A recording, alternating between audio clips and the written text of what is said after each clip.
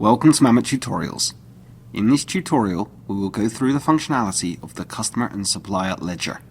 We will also show you how to easily customize the module to suit your needs.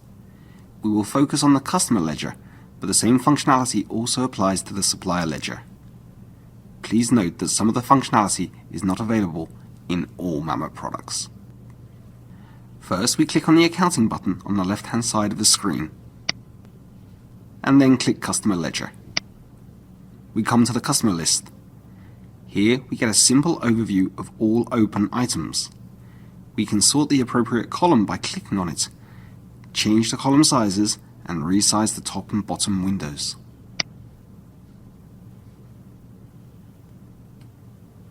In the drop-down menu, you will see the options for customers with all open items, customers with open items and balances equal to 0, or customers with open items and balances less than 0.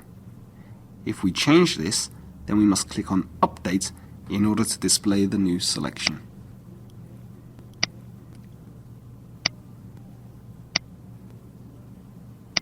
There are several other options that we have here.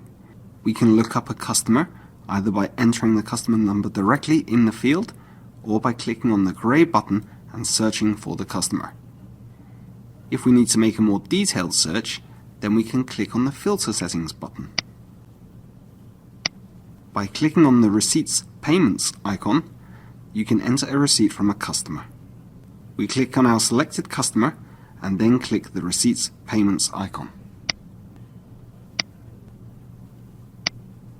We make sure that we have ticked off the invoice that we are going to pay, enter the payment date at the top, select the desired nominal code, and enter a check or reference number. If there are any accounts missing from the list, then you can add these to the default Receipts Payments accounts.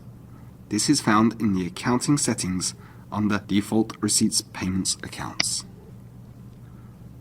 If the customer has paid the entire invoice, then we leave the full amount in the receipt column and click OK. We now get a message stating the entry number in the nominal ledger. Click OK and this invoice will disappear from the list of open items. If there are more open items for the same customer, then these can be linked or matched against each other. This is done by highlighting the item and then clicking the Match Link icon.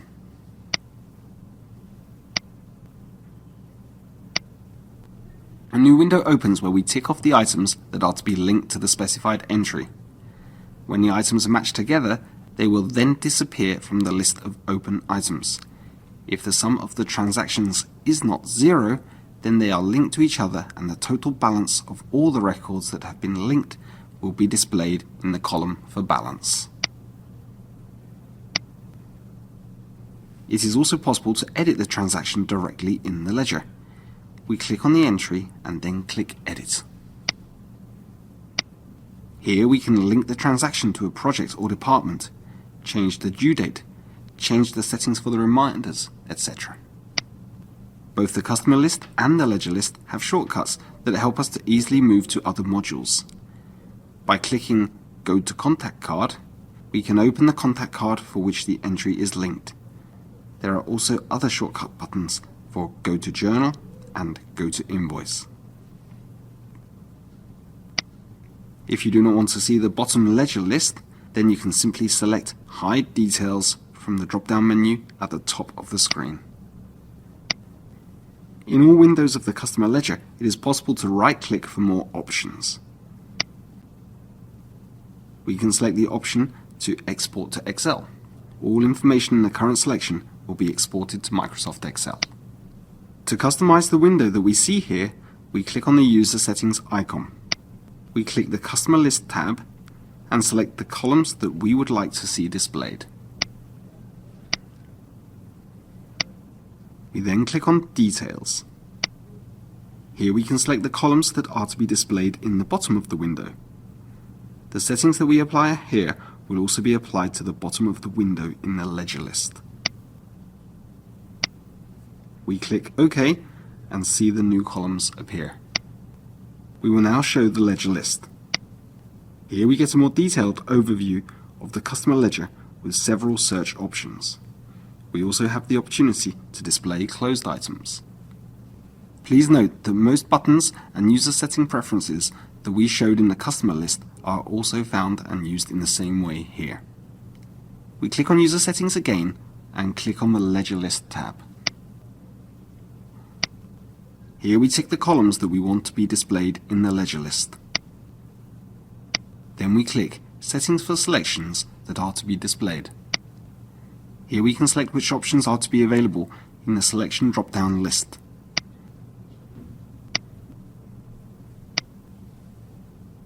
We click OK and then again OK. We must now reopen the ledger to see these changes.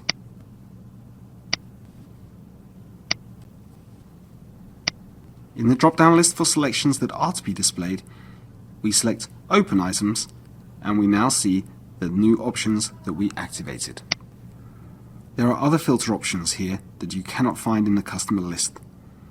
These are the three boxes on the right-hand side of the window. All boxes contain the same selection, but here we can choose between 11 different search criteria and set up the three that we use most.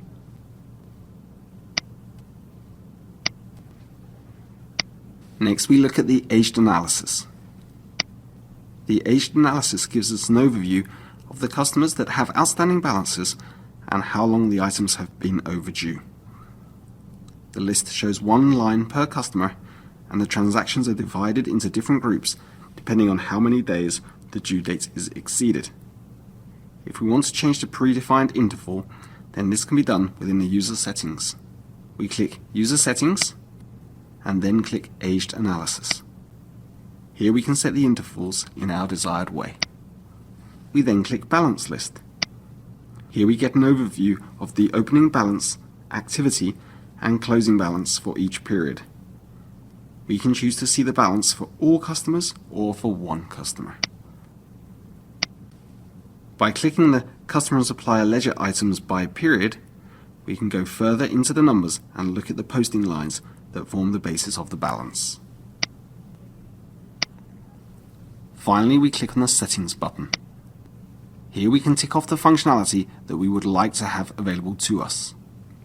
When we tick off one of the options, we see that the Settings button on the right-hand side is activated. We recommend that you go through the settings for each function and tick off anything that you feel is relevant. We click OK, and we now see that the functionality that we have activated is now displayed as a shortcut on the left-hand side of the screen. We have now reviewed the functionality of the customer ledger in Mamut Business Software. More tutorials are available on our website.